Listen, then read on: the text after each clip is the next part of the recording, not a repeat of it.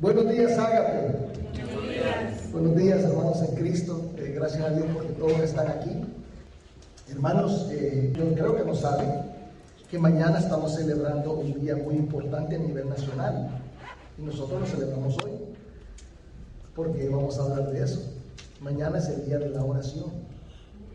Fíjese, y entonces me pareció bien hablar de la oración el día de hoy, siendo de que mañana es el día de la oración. Y la verdad es que es algo que debemos de celebrar, esa capacidad que tenemos nosotros de comunicarnos con nuestro Padre, de podernos dirigirnos a Él. Yo antes de venir al Señor, no comprendía lo que es la oración y lo que implica y lo que significa para nosotros. Y el tema de la oración es de mucho interés para nosotros.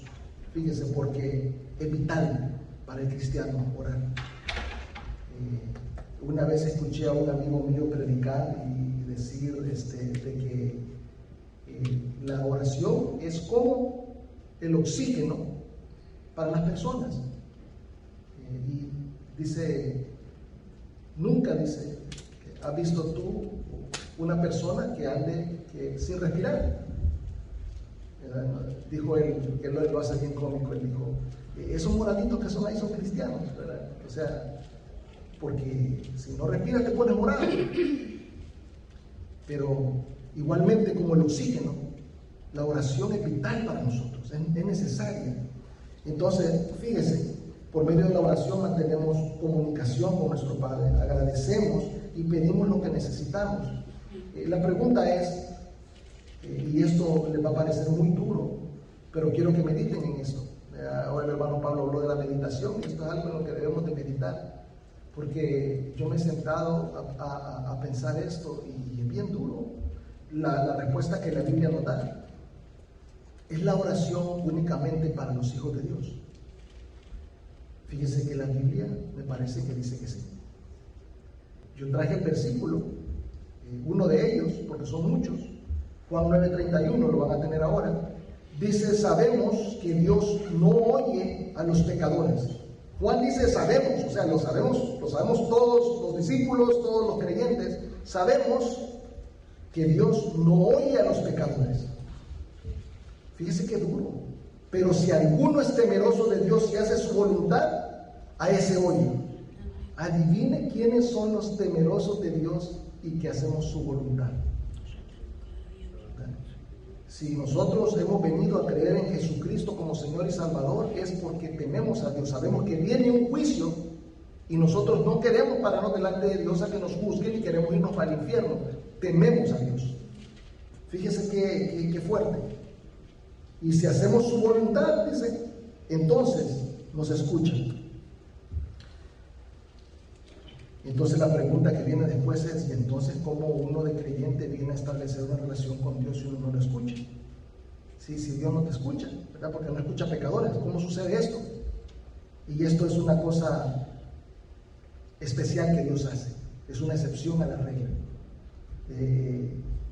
Fíjese, Salmo 51:17 dice, los sacrificios de Dios son el espíritu quebrantado. Al corazón contrito y humillado no despreciarás tú, oh Dios. O sea, el Señor, si tú vienes arrepentido a pedir perdón, creas o no creas, el Señor te va a escuchar. Imagínate, eso se llama misericordia. O sea, el Señor, y fíjate que cuando tú lees los salmos, ¿qué es lo que más se exalta del Señor? Su misericordia, su bondad. Y nosotros decimos, ¿y por qué es todo eso que lo exaltan y lo exaltan con la misericordia y con la bondad, verdad? Y que es perdonador, porque dice que es perdonador. Es eso, que si nosotros estamos arrepentidos de corazón y venimos delante de Él humillados, el Señor nos escucha. Me parece que la bondad de Dios nosotros no la podemos comprender, no nos llega hasta allá. Y hay tanto que la Biblia nos enseña acerca de la oración, y vamos a poder ver un poquito de eso hoy. Vamos a leer un pasaje en Lucas 22. Te voy a invitar a todos a que lo busquen en su Biblia. Lucas 22, va a ser del 39 al 46. Y les voy a pedir que se pongan de pie para que podamos leerlo juntos de una manera relevante. Si no tiene su teléfono, si no tiene su Biblia, va a estar en pantalla, pero sí quiero que todos lo leamos juntos, al unísono. Dice Lucas 22, 39 al 46. Y saliendo, se fue como solía al monte de los olivos, y sus discípulos también le siguieron. Cuando llegó a aquel lugar, les dijo: orad que no entréis en tentación. Y él se apartó de ellos a distancia como de un tiro de piedra, y puesto de rodillas oró, diciendo: Padre, si quieres, pasa de mí esta copa, pero no se haga mi voluntad sino la tuya. Y se le apareció un ángel del cielo para fortalecerle. Y estando en la agonía, oraba más intensamente, y era su sudor como gotas de sangre que caían hasta la tierra. Cuando se levantó de la oración y vino a sus discípulos, los halló durmiendo a causa de la tristeza, y les dijo: ¿por qué dormís? Levantaos y orad para que no entréis en tentación. Esa es la porción de la palabra que nuestro Señor tiene para nosotros hoy. Pueden tomar asiento.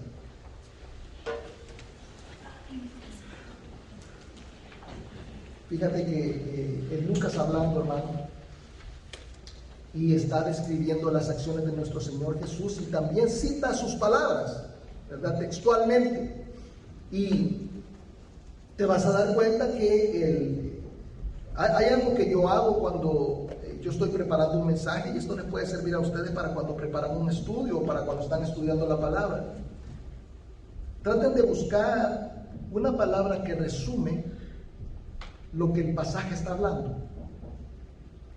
Y fíjese que la oración es mencionada en 8 versículos, 6 veces. O sea, este es un pasaje cargado del tema de la oración. Y ustedes se van a dar cuenta que el contexto es el final del ministerio de nuestro Señor Jesús. Nuestro Señor Jesús, fíjate, acaba de predecir que Pedro le va a negar, instituyó la cena del Señor y está preparándose ya para ser entregado. Ya salió de allí Judas y se va con los discípulos. Y un paréntesis pequeño es de que ahorita iban prácticamente a tener un culto de oración ellos. Se va él con los discípulos, ahora a eso iban. Y el único que no llegó al culto de oración, ¿quién es? El que se fue, Judas. Es el único que falta al culto de oración. Dice que feo. Así que si faltan al culto de oración, miren con quién se comparan. Pero fíjese, Lucas 22, 39 dice: y saliendo se fue como solía al monte de los olivos. El pasaje dice solía.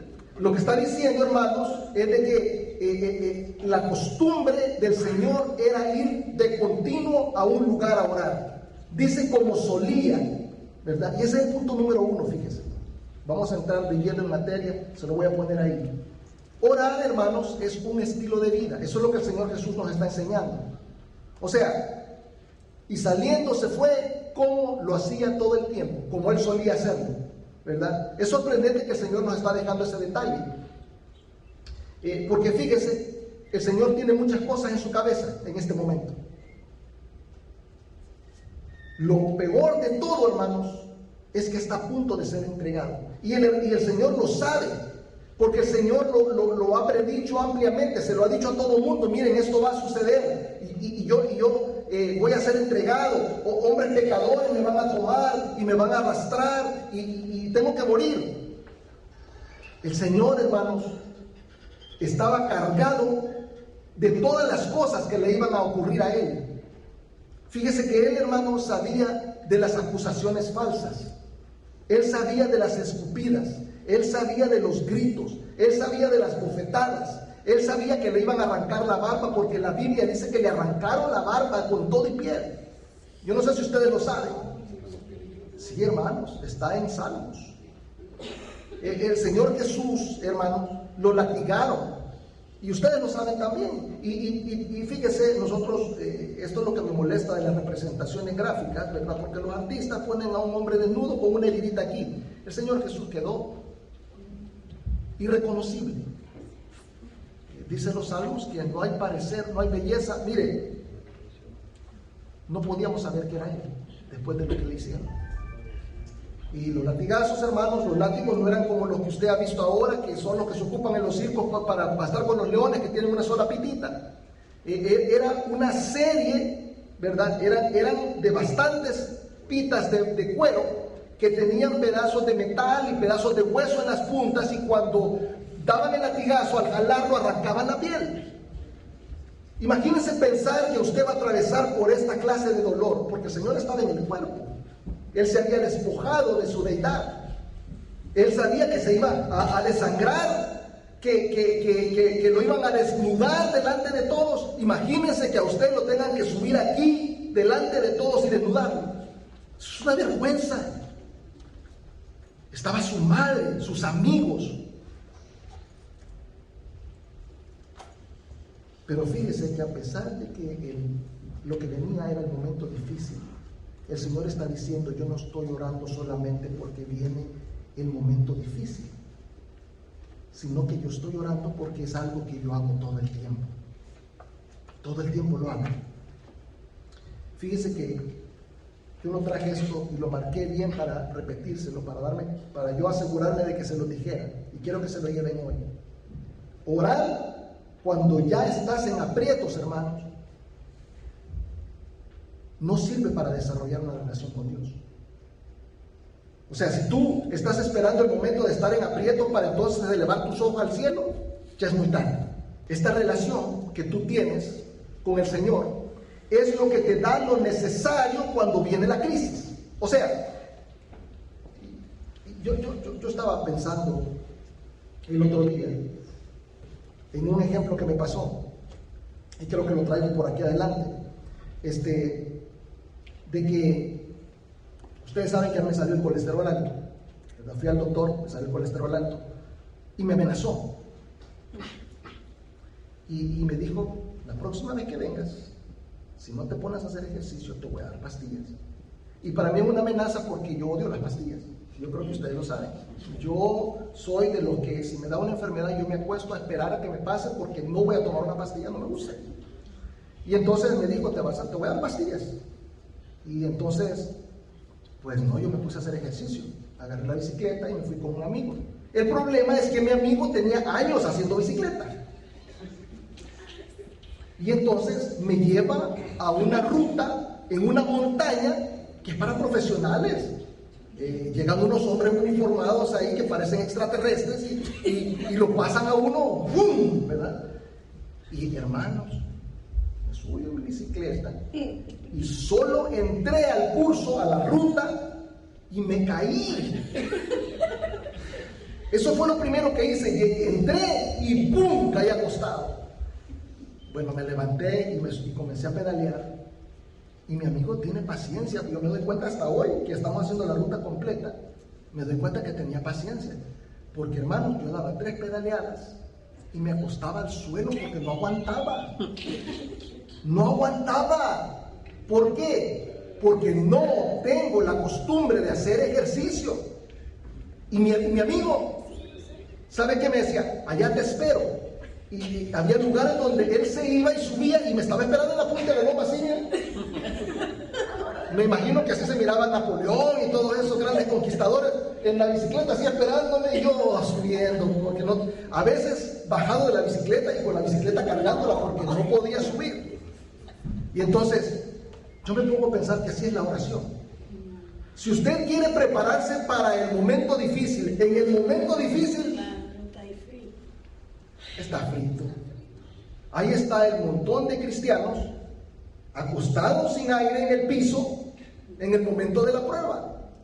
Ahí está el montón de cristianos tirados en el piso, que se han caído en la mera entrada de la prueba.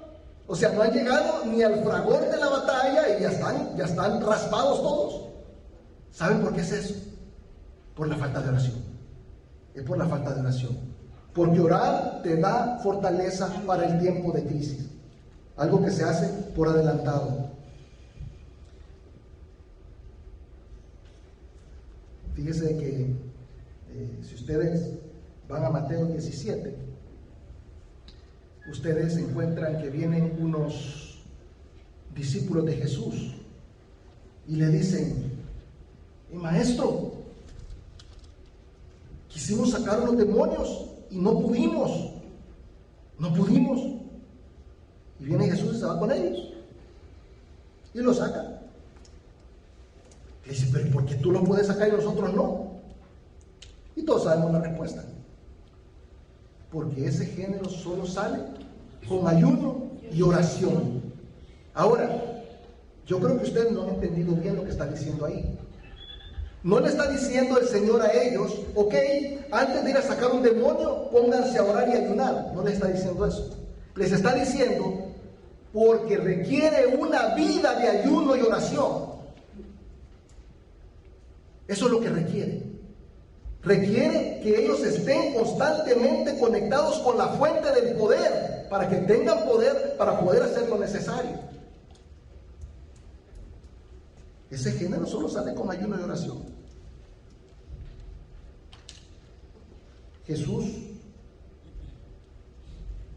se mantenía orando constantemente, porque no orar te debilita espiritualmente. Te debilita. Entonces era su costumbre orar. Y leemos, ¿verdad?, que se fue al monte de los olivos. Y ahora el hermano Pablo estaba diciendo esto, me pareció bien interesante, porque él estaba diciendo: nosotros pasamos por los pasajes solo por encima. Y hay un pasaje que él lo mencionó y dijo de que había un predicador que de un par de líneas había sacado como 10 mensajes. Y sí es posible. Sí es posible, porque a veces la Biblia está cargada de enseñanza que nosotros no nos damos cuenta, que está oculta ahí. Aquí hay un mensaje oculto. Fíjese, dice que se fue al monte de los olivos. Y solo eso dice la Biblia. Pero se ha puesto a pensar qué distancia hay entre el aposento alto donde él estaba y el monte de los olivos. O sea, nosotros pensamos, se fue para el monte de los olivos como que salió y iba para el patio de afuera. Jesús caminó 1,25 millas para llegar al monte de los olivos. Eso tardaba una media hora. Y dice que eso es lo que él solía hacer. O sea que para ir a encontrarse a un lugar especial con el Padre, él caminaba media hora. Fíjese qué contraste, ¿verdad?, con nuestra vida de oración, que no nos queremos de levantar de la cama para orar. Estamos acostados y: Señor, gracias por este día, ¿verdad? Y esa no es vida de oración. Eso no es ningún esfuerzo. No es ningún esfuerzo. Jesús nos modela que debemos tener la costumbre, un lugar y un momento apartado para comunicarnos con el Padre. Una costumbre, un lugar y un momento. Guárdenlo. Una costumbre, un lugar y un momento para comunicarse con el Padre. Eso no es la única cosa oculta aquí, la distancia entre Getsemaní o el monte de los olivos, que ocupa los dos nombres en la palabra. Pero muestra también de que muestra hacer el esfuerzo para encontrarse con el Padre. ¿Sabe por qué? Porque da la casualidad, hermanos, de que entre el aposento alto y Getsemaní estaba el Gegena. ¿Sabía usted eso? O sea, fíjese, el Señor atravesaba dificultades para poder llegar al lugar donde Él iba a orar, a encontrarse con el Señor.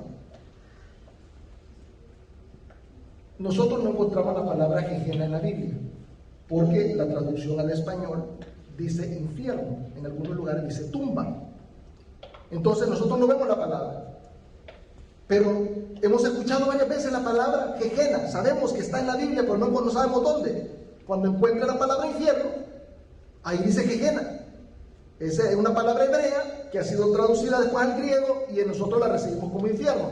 Y fíjate, el Señor Jesús la menciona aquí, te la voy a poner en pantalla, Marcos 9, 43, 44. dice, si tu mano te fuere ocasión, y en este pasaje, ahí en Marcos 9 aparece como 4 veces, dice, si tu mano te fuere ocasión de caer, córtala.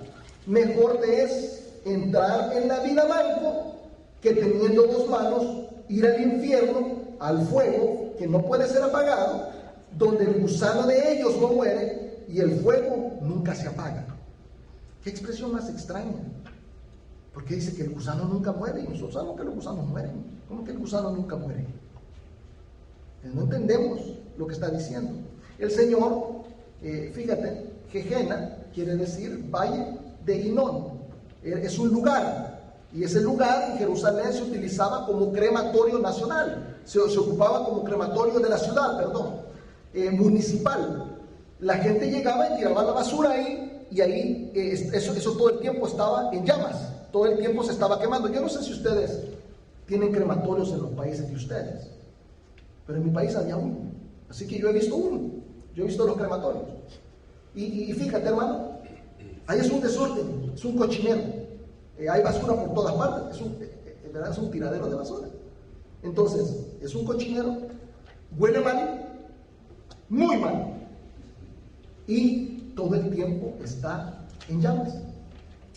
El Señor estaba ocupando esa imagen para que la gente entendiera lo que era el castigo eterno, porque un crematorio nunca se apaga. En la noche puede ver el resplandor porque todo el tiempo está encendido.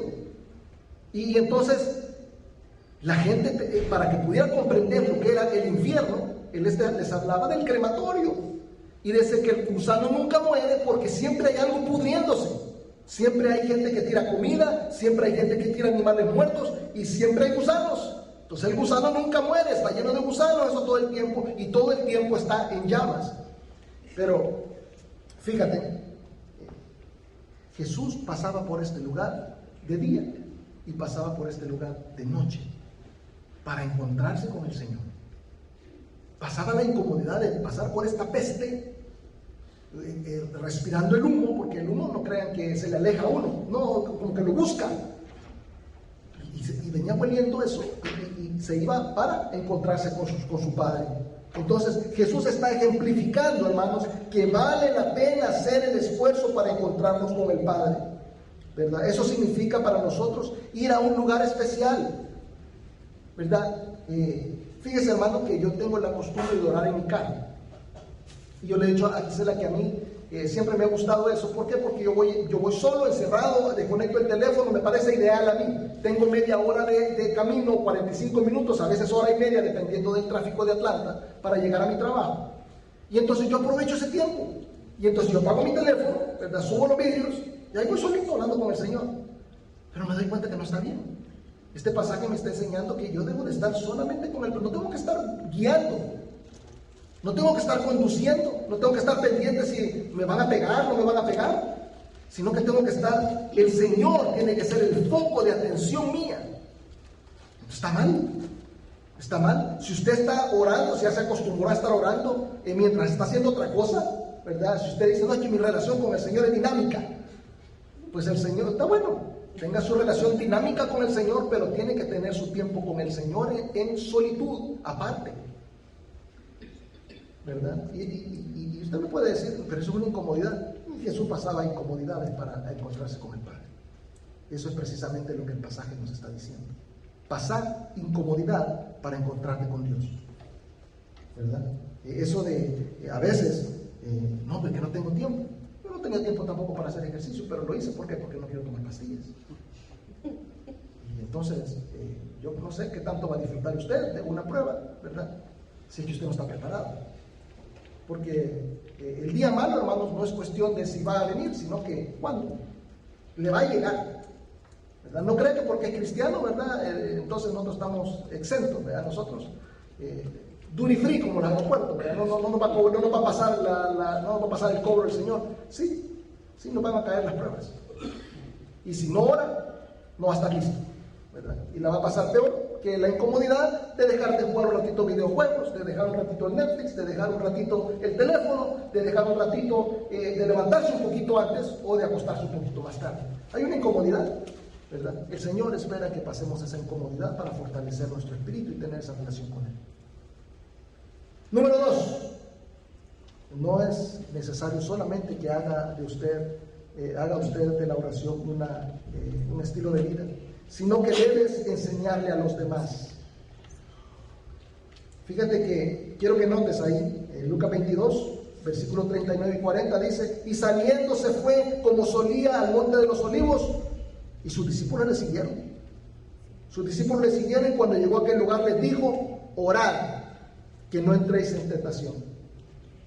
¿Verdad? Jesús no iba solo, sino que también llevaba a los discípulos. O sea, los llevaba, ¿para qué? Para modelar. Y fíjese, Lucas está diciendo, iba como solía. O sea, todos se daban cuenta de que él tenía una vida de oración, estaba haciendo testimonio. Recientemente fui a un desayuno con el doctor Anthony George. Yo no sé si ustedes saben quién es, pero yo creo que sí saben quién es Charles Stanley. Pues Charles Stanley dejó en su lugar a Anthony George, el que está reemplazándolo en la primera de Atlanta. Y fíjese, fuimos a desayunar con él y él contó una anécdota interesante. Charles Stanley lo estaba preparando para dejarlo en su lugar. Y dice de que en medio de la preparación comenzó a hacer algo extraño. Charles Stanley le dijo: ven conmigo. Y se lo llevó. Y entraron a un cuarto vacío. Y apagó la luz y cerró la puerta. Dice que no hay nada más extraño que estar encerrado en lo oscuro con un hombre. Y dice que lo peor de todo, Charles Stanley se arrodilló y no le habló palabra y comenzó a murmurar. Y dice que ese hombre murmuraba por largo tiempo. Y él ahí. Dice que él oraba, pero que el que más oraba era el otro. Dice de que se dio cuenta de que era constante. Y le decía: vente, vámonos. Y se iba para el cuartito, oscuro, a encerrarse, a platicar con el Señor. Dice que ahora ya no está Charles ahí, pero dice que él va solito para el cuartito. Eso es lo que Jesús está enseñando, ¿verdad? Nosotros tenemos un culto de oración, nosotros los invitamos, estamos tratando de jalarlos para tener ese momento de intimidad con el Señor. Y qué bonito la pasamos, qué bonito la pasamos. Este viernes la pasamos muy bonito. Es un momento de intimidad con el Señor. Entonces, es interesante. Note que Jesús, cuando le está hablando a los discípulos, no los está invitando. Nosotros los invitamos, ¿verdad? Somos bien amables, somos bien aguados. No sé cómo nos quieran presentar, ¿verdad? Pero el Señor Jesús ocupa un imperativo. No le dice: miren si quieren, miren si tienen tiempo, miren si, ¿verdad?, les agrada o no les agrada, vengan a ver si les gusta. No, el Señor dijo: orad. Esa es una orden, es un mandamiento. Orad, que no caigas en tentación. Entonces, el Señor eres discípulo de Jesús, eso es para ti. El Señor nos está mandando a orar. Número 3, la posición del cuerpo importa. La posición del cuerpo importa, y yo lo veo ahí en Lucas 22:41. Dice que él se apartó de ellos a distancia como un tiro de piedra y ¿puesto de qué? O sea, no estaba acostado. Vean, nosotros oramos acostados. Oramos en el sillón, así, ¿verdad? Pero el Señor se pone de rodillas. Dios, en la carne, se pone de rodillas. Póngase a pensar. Dios, en la carne, se pone de rodillas. Nos han dicho, hermanos, que podemos orar de pie, que podemos orar sentados. Y yo creo que falta de reverencia, ¿verdad? Orar de cualquier manera es falta de reverencia. Yo me pongo a pensar en los militares, por ejemplo, donde hay orden, ¿verdad? Porque nosotros no tenemos mucho orden, pero los militares sí tienen orden. Si usted es militar y entra un oficial en el cuarto, ¿lo puede usted saludar sentado? ¿Qué es lo que hace? Firme. ¿Por qué? Porque respeta su rango. Y usted delante del Señor, el creador de todo, el Dios del universo, el que le da todo lo que usted tiene, el que le dio la vida, el que le oye constantemente para inclusive darnos nuestros caprichos, porque el Señor nos tiene bien, nos tiene bien cuidados. Y usted lo va a saludar acostado. Usted lo va a acostar sentadito en el sillón. Lo voy a saludar yo desde mi carro. Es una falta de respeto. Hay que buscar nuestro tiempo con el Señor y ponerse en una posición que refleje el corazón. Si tu corazón está de rodillas, tu cuerpo que esté de rodillas también. Yo entiendo que importa la posición del corazón. Todo el tiempo he oído eso. Importa la posición de tu mente. Sí, pero también importa la posición del cuerpo, ¿verdad? Muy difícilmente usted le va a decir a un oficial, no, pero así, yo me acuerdo del chiste del hermano Pablo, pero muy difícilmente le va a decir a un oficial, no, pero mi cuerpo y mi mente está de pie. No te lo va a pasar. No va a volar eso. Entonces, ¿verdad? Yo creo que es necesario tomar en cuenta, ¿verdad? La posición corporal de nuestro Señor Jesús. Última cosa, es muy importante para el día de hoy, porque esta porción de la palabra habla mucho de la oración, y hay mucho que decir de la oración todavía, pero lo voy a decir en 2 semanas, ¿verdad? Pero voy a cerrar ahora con una cosa hoy. La oración no es un amuleto, hermanos. No es un amuleto. Yo no sé, como los pasajes los exponemos lo mejor que podemos, pero siempre se queda mucho. La semana pasada estábamos hablando de la Biblia. Y la primera de Samuel 14, 17 al 19, Saúl hace algo ahí que ustedes ni se dieron cuenta. No se dieron cuenta. Y lo vamos a leer de vuelta a ver si lo notan. Es la primera de Samuel 14, 17 al 19. ¿Verdad? No sé si se recuerdan porque leímos como 25 versículos la semana pasada, pero estos 3 están ahí. Y lo van a reconocer, pero quiero que miren lo que Saúl está haciendo. Dice, entonces Saúl dijo al pueblo que estaba con él, pasad ahora revista y ver quién se haya ido de los nuestros. Y pasaron revista y aquí que faltaba Jonatán y su paje de armas. Pues la historia era de que Jonatán andaba metido allá, ¿verdad? Y dice, y Saúl dijo a Ahías, trae el arca de Dios. Trae el arca de Dios, porque el arca de Dios estaba entonces con los hijos de Israel. Pero aconteció que mientras aún hablaba Saúl con el sacerdote, el alboroto que había en el campamento de los filisteos aumentaba e iba creciendo en gran manera. Entonces dijo Saúl al sacerdote, detén tu mano. Detén tu mano. ¿Sabe qué es lo que está haciendo? Está utilizando el arca de Dios de amuleto. Y le voy a decir por qué. Fíjese. El arca representaba la presencia de Dios. Y entonces cuando ellos iban a la guerra, lo que iba adelante era la presencia de Dios. Entonces, la presencia de Dios era lo que les daba la victoria. Entonces, cuando vio el alboroto, él dijo, vienen para acá a atacarnos. Entonces dijo, traigan el arca. O sea, pónganla enfrente. ¿Por qué? Porque le va a dar la victoria al arca. Él estaba debajo ¿de qué era el árbol? De un granado. Estaba debajo de un granado, haciendo nada, con la espada envainada, pero él quería la buena suerte que le daba el arca del Señor. Ya dijimos la semana pasada que ni el arca del Señor, ni la presencia del Señor, ni la Biblia, ni tampoco la oración son amuletos. No son amuletos. No son amuletos. ¿Verdad? Entonces no tenemos que pensar en función de si yo oro, pues entonces Dios va a hacer lo que yo quiera. Porque no es así. No es así. Estamos dejando de fuera muchas cosas cuando hacemos eso, cuando pensamos de esa manera. La oración, hermanos, es algo que nos ayuda a fortalecernos espiritualmente antes de la prueba, como ya lo dije, pero también a alinear nuestra voluntad con la del Señor. Porque el Señor sigue siendo Dios y sigue siendo soberano. Y Él va a hacer lo que es necesario. Y nosotros no lo entendemos. Entonces, fíjese, el Señor tiene voluntad divina y la oración no es un amuleto. No es para que se haga lo que nosotros le pedimos, ¿verdad? A veces pedimos, nosotros somos como los niños pequeños, pedimos lo que no sabemos. Y el Señor no nos lo va a dar. ¿Por qué? Porque Él sabe. Entonces, hermanos, ¿qué nos enseña Jesús acerca de la oración? Que es un estilo de vida que debes enseñar a los demás, que la posición del cuerpo importa y que no es un amuleto, ¿verdad?